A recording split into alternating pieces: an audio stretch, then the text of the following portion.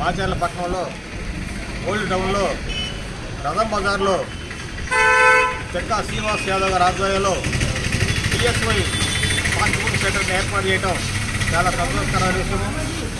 మరి ఈ ప్రాంతంలో ఫాస్ట్ ఫుడ్ లేకపోవడం వల్ల చాలా ఇబ్బంది ఉంది. ఈ ప్రాంతంలో ఉన్నటువంటి ఫాస్ట్ ఫుడ్ ప్రియులందరూ కూడా తక్కువ ధరకే అన్ని రకాల ఫాస్ట్ ఫుడ్స్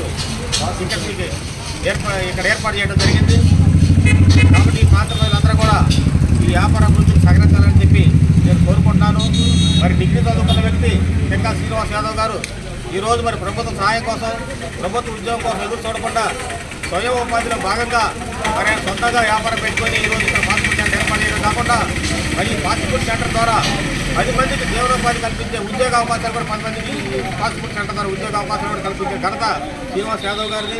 మరి శ్రీనివాస్ యాదవ్ గారి భవిష్యత్తులో మరి ఈయన పిఎస్వై ఫాస్ట్ ఫుడ్ సెంటర్స్ని ఎన్నో శాఖలుగా విస్తరించి వ్యాపారంలో మంచి లాభాలు సంపాదించాలని చెప్పి ఈ సందర్భంగా నేను శ్రీనివాస్ యాదవ్ గారిని కోరుకుంటున్నాను. అలాగే మరి భవిష్యత్తులో కూడా మరి ఎంతోమంది చదువుకున్న విద్యార్థులు కూడా ఉన్నారు మాచర్ల పట్టణంలో.